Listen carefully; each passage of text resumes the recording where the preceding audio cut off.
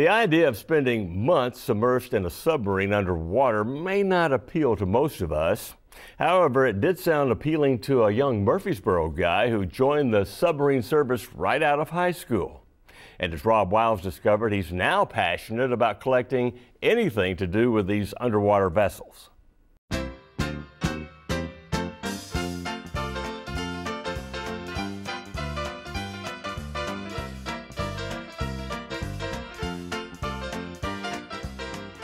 Jon Jacques is a CPA, but when you visit his office, it's a bit like being piked aboard a naval vessel, crammed to the gunnels with just about everything that has anything to do with submarines. I have the whole gamut of things. Like this is an old World War II submarine's hat.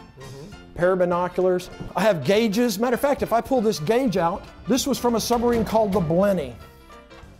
The Blenny was sunk as a test target. Smell right here. What do you smell? It's kind of oily. Diesel fuel. Yeah, okay. So everything on the old World War II submarines were completely saturated. This thing has been out of the submarine for 30 years, and about every 3 months it still drips about a drop or two of diesel fuel I'll be darned. onto this glass, and I have to clean it up. Now, so there's a story with all of these, I guess. Everything in here has a story. Jon's story and his fascination really starts with a trip he and his family made to the Museum of Science and Industry in Chicago. I was only 8 or 9 years old. I went to the Science and Industry Museum with my family. There they have the captured submarine, the U-505. So I took the tour through the U-505, and at the end of the tour I went and got in line again, and I took the tour again. And so the whole day that my family was at the Science and Industry Museum in Chicago, I never went inside the building. All I did is keep taking the tour time after time after time after time through the U-505 because it was just fascinating to me.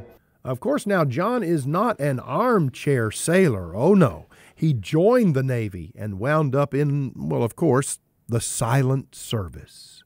After I got out of high school, I went into the Navy, and while I was in boot camp, they said, "Anybody like great food?" And I said, "Me." And they said, "Well, if you like great food, you want to be on submarines." And I was already interested in submarines anyway, so I said, "Sign me up." So launched his career and his collection, which includes just about anything and everything you could imagine about submarines, and some things you probably haven't imagined. I have a bronze that was done by Tiffany & Company in 1915. They did 5 of those pieces for the Navy. And as far as I know, I have the only known surviving piece.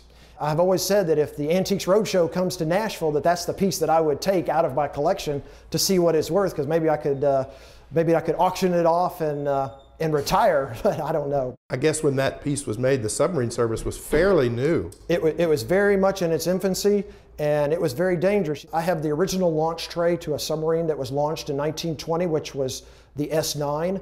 It was an old World War I class submarine. It actually was Admiral Rickover, who is the father of the nuclear Navy. It was his first submarine that he served on. Many of the things Jon has are really things that might have been used every day in the submarines. And then again, they might have been part of historic missions. I have an original set of submarine dolphins from Captain William Anderson, and he's most famous for making the first polar run under the North Pole in August of 1958. It's really one of the major naval feats of the 20th century, is that polar trip, because they didn't know if it could be done. Jon's collection even covers subs of the bathtub variety and those that have sailed the Hollywood seas. I have the original artwork for Edward L. Beach's story called Run Silent, Run Deep, which was made into a movie with Clark Gable, Burt Lancaster in 1958. Nice dive, 300 feet. All ahead full. Other destroyer coming in fast.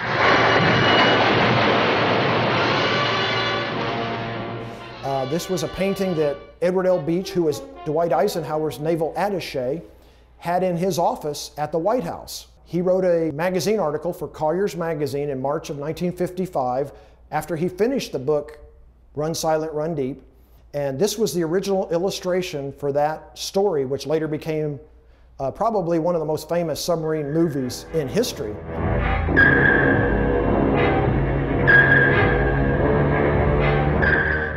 Jon even has some movie history involving a guy who played a sailor and then went on to be Commander-in-Chief.